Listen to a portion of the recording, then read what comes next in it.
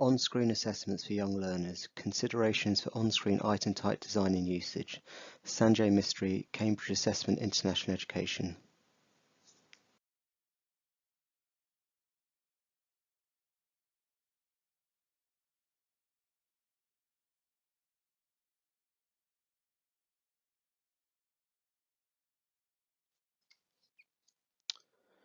Research aims. So, following on from the first slide, at Cambridge we are using methodology which is very user, learner and customer focused to ensure that we have good assessment principles when delivering within the on-screen testing environment, looking at the needs of the learner and the assessment and not trying to shoehorn an assessment into the available technology. We have had experience of translating from paper to screen. However, any on-screen assessment produced must link with digital teaching and learning that is occurring within the classroom.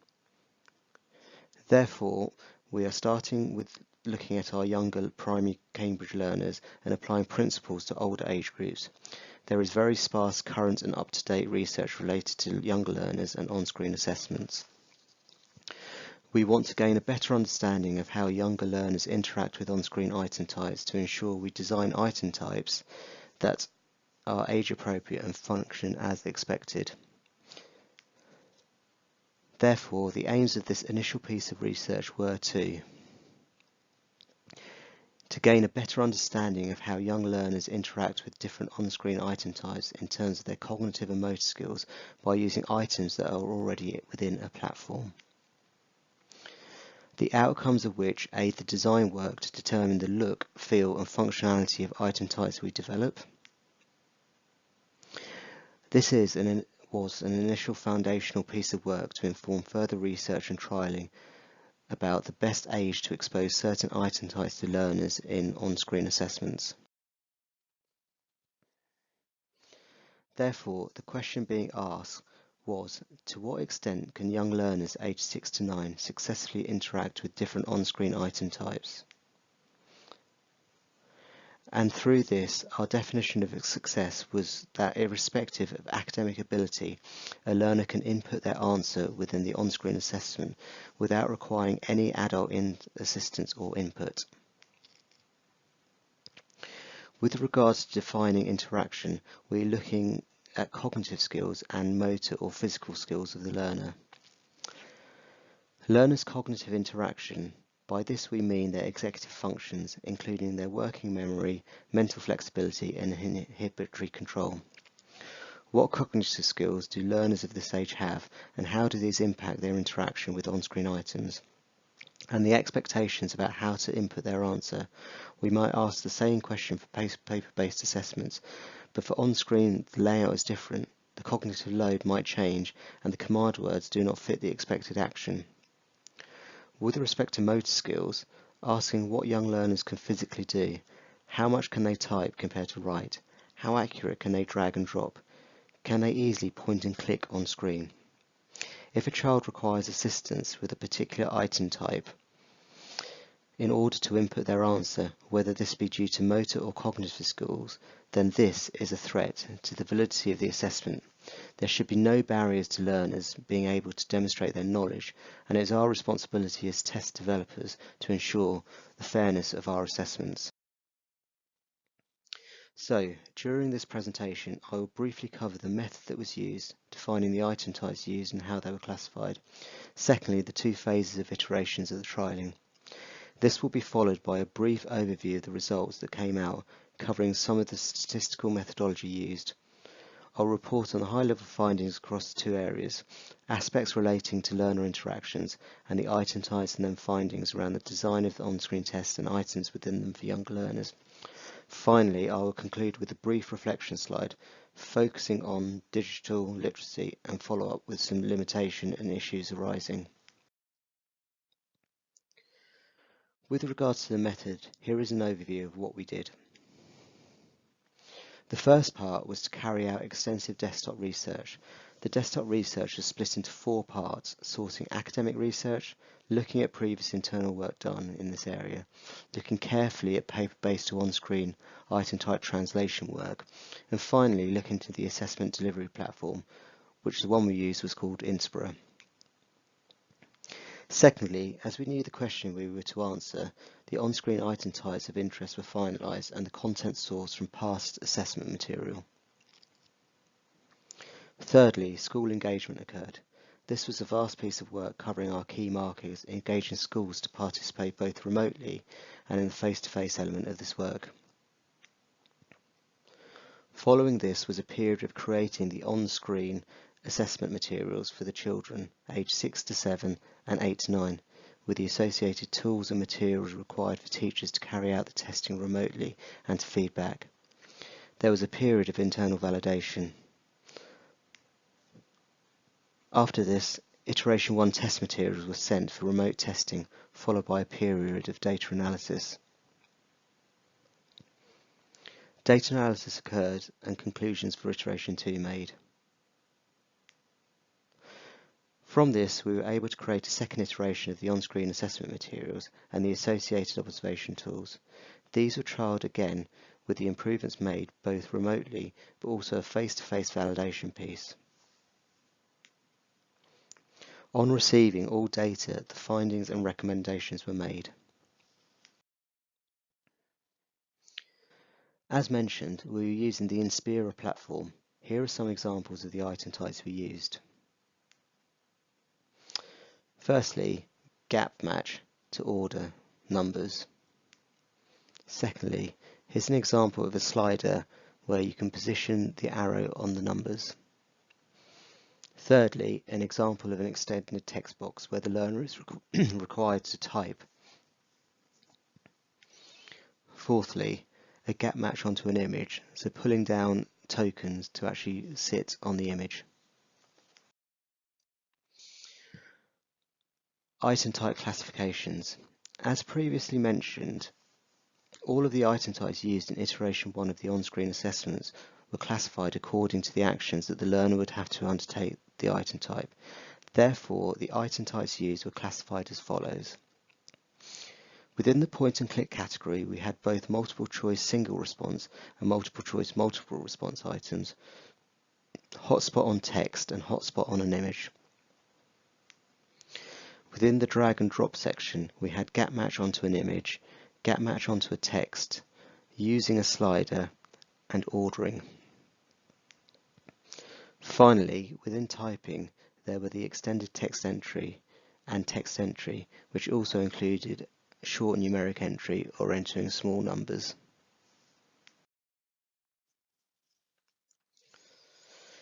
So the method for Iteration 1.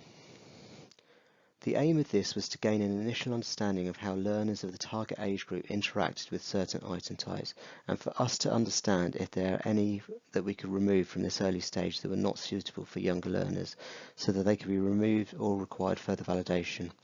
It also allowed us to refine and redesign elements of the on-screen assessments we had created. During this phase, the on-screen assessment materials were created within Inspera, together with the associated observation schedules and associated instructions for teachers. As part of the QA process, these materials were piloted internally before the remote trialling occurred across 4 regions. On completion of the remote trialling, as well as teachers observing how their learners completed the items within the test, they were also asked to complete and send back questionnaires. In total, 6 different tests were devised and tested, each containing one each of the different item types and 10 items in completion. The order that the item types were presented were different within each of the 6 tests, with a mix of maths, science and English content from previous Cambridge tests.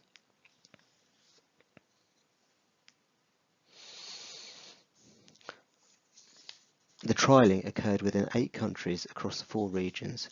There were a total of 86 learners between the ages of 6 and 9, with 55 of them being male, 22 6-year-olds and 39 7-year-olds. On completion, after analysis of the data and results gained from the first iteration, it was decided the following items were to be removed, as it was evident that learners struggled to interact with them. These were matching words to words, multiple choice with radio buttons aligned to the answer choice, and questions with drop-down menus. Changes that we made for the second iteration was that now there was only one test which contained 10 different item types. The content was also different from the first test, but still across the same 3 subjects.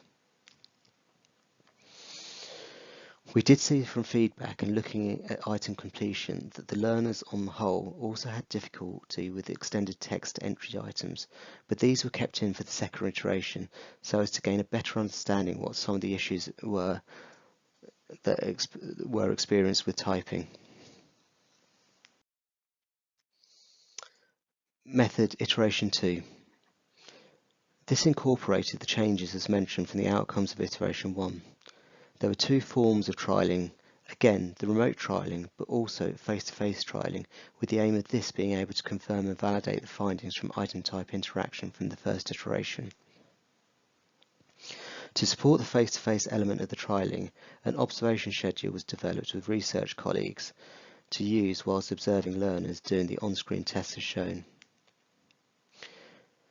There was a predefined coding scheme on how the learner attempted the item and space to record the perceived difficulty and cause. This coding system was standardized between colleagues who were observing and rehearsed. Learners' interactions were classified as either completed, completed with verbal assistance, completed with physical assistance, partly completed with assistance, not completed with assistance, or not completed. Alongside this, to ensure consistency when interacting with learners, a standard response script was created so that colleagues who were testing were responding in the same way to the learners' questions. Following testing, the learners were interviewed on aspects of the test and also their use and understanding of digital inside and outside of the classroom. There was also remote trialling occurring at a school in the UAE with 4 learners.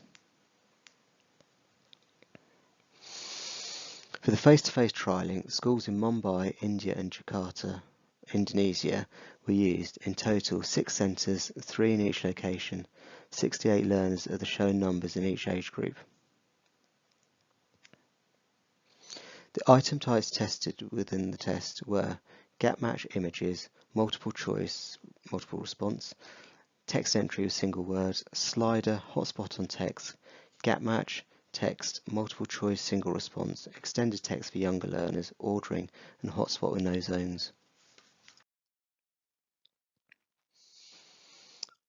My colleague carried out statistics on the results and summarised as follows.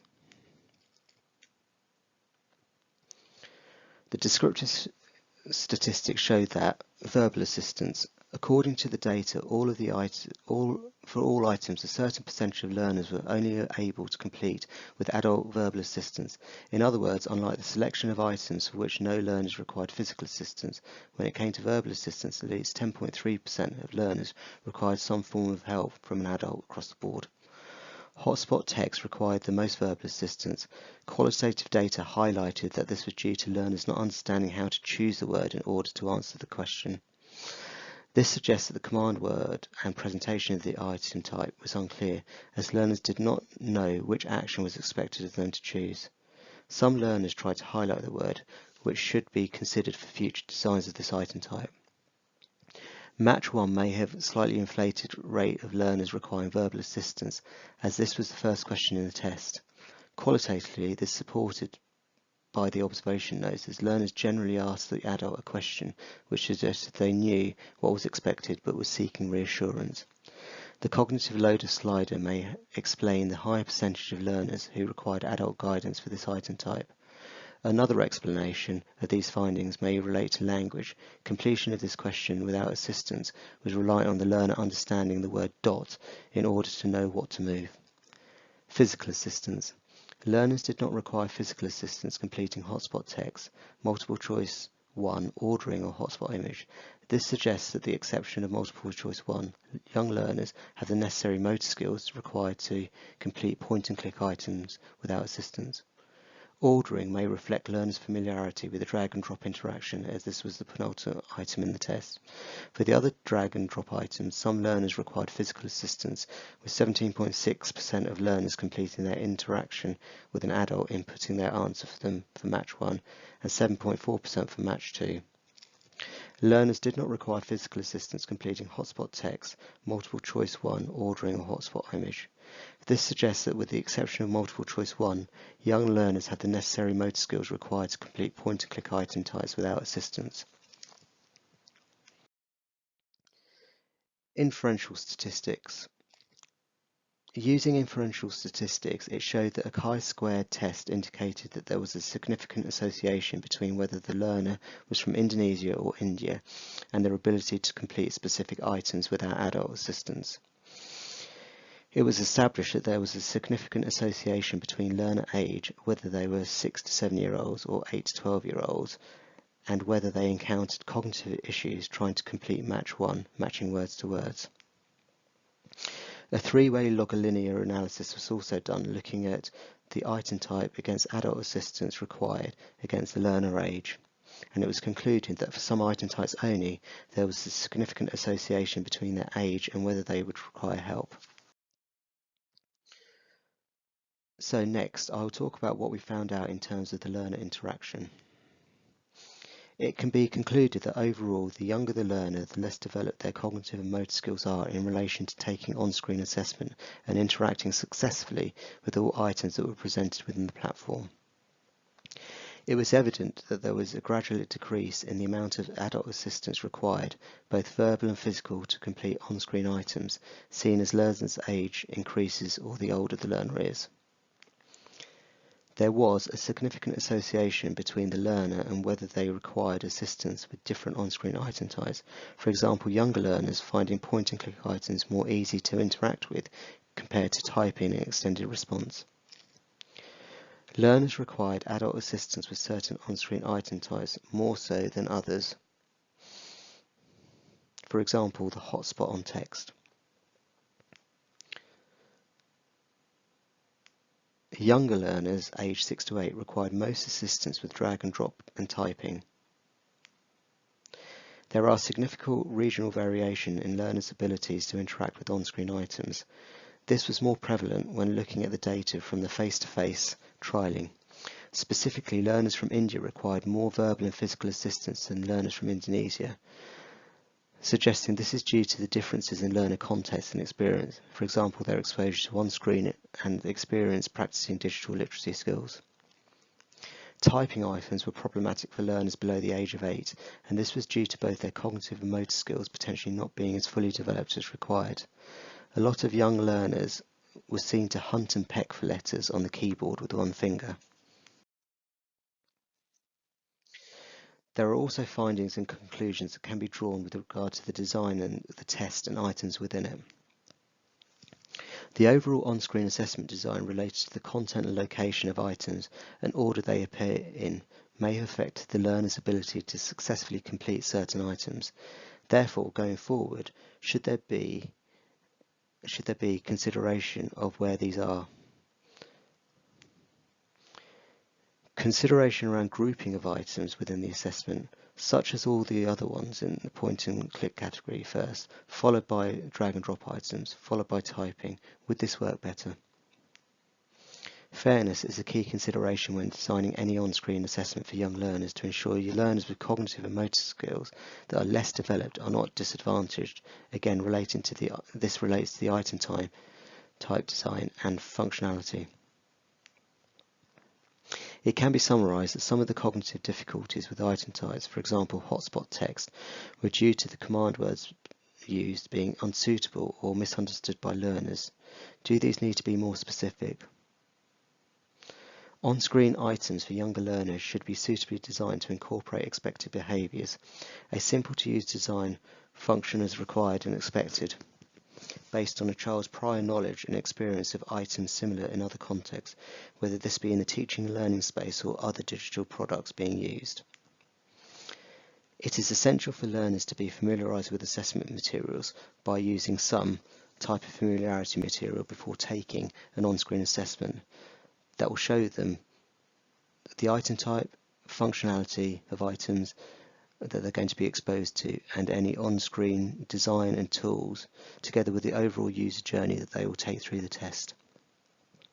Certain items can be dismissed as being suitable for young learners within on-screen tests, such as the extended text, drag and drop with a text, drop-down menus, hotspot text, and slider.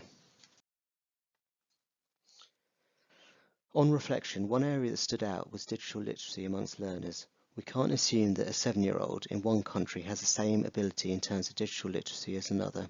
This was quite evident between learners observed during the face-to-face trialling in Indian schools versus those in Indonesian schools.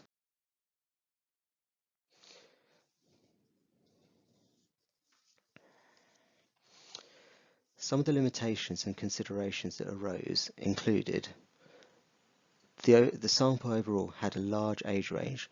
A more focused sample would have provided more accurate findings. The cognitive issues have not been assessed psychometrically but inferred through the help learners asked for whilst taking the test and their observed challenges. Learners potentially were not familiar with the device and the on-screen assessment platform. Should there have been some type of familiarization activity before them taking the test? The impact of the device was not a consideration. Hardware, platform stability, and Wi-Fi connectivity are all considerations, as all of these vary per school, country, and region. Learners sitting with unfamiliar Cambridge colleagues could have caused nervousness and led to them not performing to the best of their ability, thus skewing the data.